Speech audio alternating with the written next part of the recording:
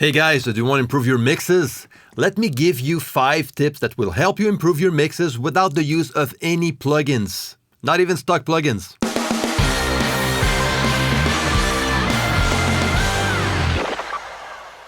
All right, guys, so let's get down to it. So now let's start with the tip number 1, and just to take note that they're not in order. Now, my first tip is mix at low volume. This is actually what I do. I mix at around 50, 55 decibels.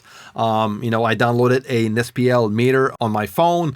You can get that for free on the App Store or directly on the Play Store for Android. The one I use is called SPL, sound meter. So that's the one I use. It's on Android, probably have the same on iOS. So I make sure I monitor at around 50 decibels.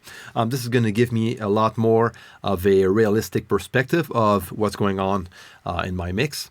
Like, for example, if you crank your system too high, your sound, like your mix, is going to sound way more punchier than it really is in reality. And by bringing everything down, you'll be able to hear your entire mix in a more realistic way.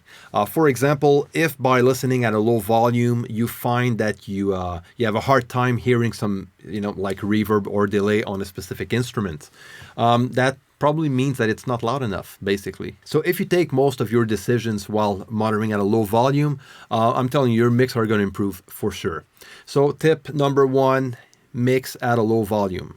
Now for tip number 2, reference your mix on more than one pair of speakers. Now, if you don't have more than one pair of speakers, no worries. You can use studio headphones, and if you don't have studio headphones, you probably have like earbuds, your iPhone earbuds, for example. When you get close to the end of your mix, you can bounce your mix, put it on your phone, and just listen to it in your earbuds. So if everything sounds good, you're on the right path.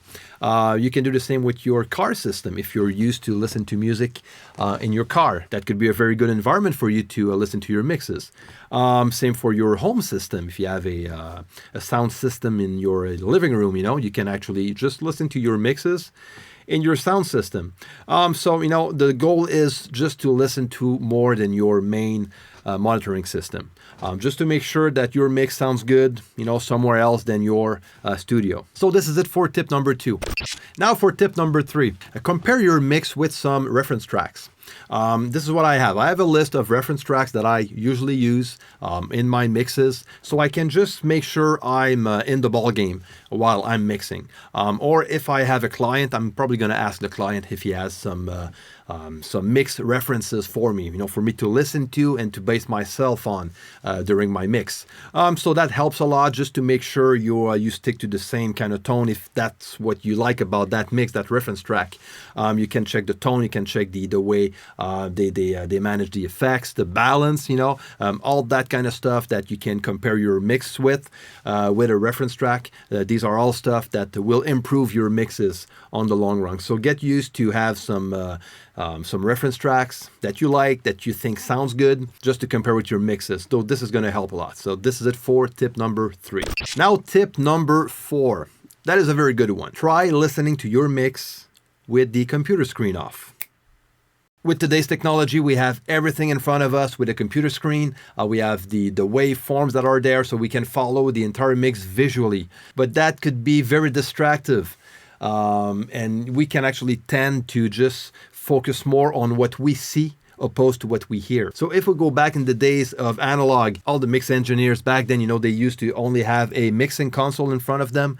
So they were used to only mix with what they had in front of them without having a computer screen in front of them. So they were used to mix with their ears. I would say when you get near the end of your mix, shut your computer screen off and sit down and just listen to the mix with your eyes closed or the lights off, and just listen to your mix. And if there's something wrong with your mix, you'll notice right away. So this is something I always do at the end of a mix. I always listen to my mix, the computer screen off, and I take note of everything I need to change afterwards. So that's it for tip number 4. Tip number 5, automation. Automation is a very, very important step in the mix. When I'm talking about automation in this case, I'm talking about automation without any plugins. So I'm talking about the faders, the panning, and the mute button, which is very powerful, So if your mix is too busy, automate the mute button, for the verse, for example. If you want to just remove 1 or 2 tracks on the verse that, you just mute them, automate the mute button, and then bring them back in the chorus. That's going to elevate the chorus and bring the chorus to another level by muting some tracks in the verse. That's an example. You can actually automate your faders. For example, automate your snare fader, when you get into your verse, you bring that down by 1 or 2 dBs, and then you bring it back up, during the chorus. That's another thing you can do with automation. You can do the same with panning. You can pan your guitars far right, far left, only for a certain part of the song. For example, the bridge, you can do the same with vocals and so on. So a lot of stuff can be done with automation. And I'm talking only about faders, about panning and mute. And this is something I'm not going to be afraid to start my mix with.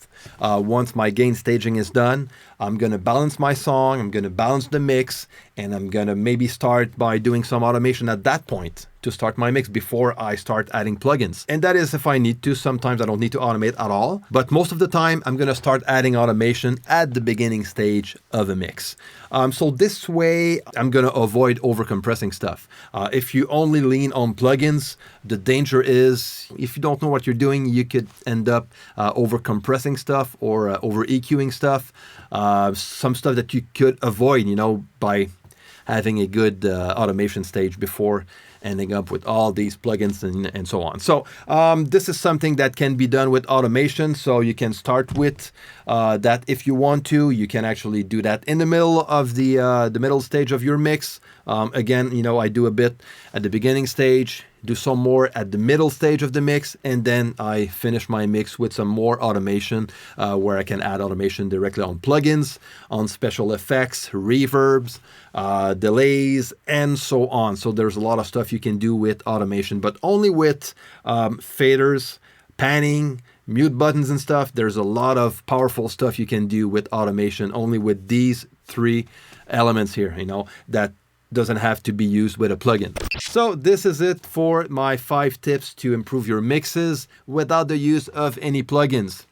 Hopefully that helps. I would love to hear your thoughts on that. So if you want to add anything else to this video, you can leave your comments and questions below in the comment section.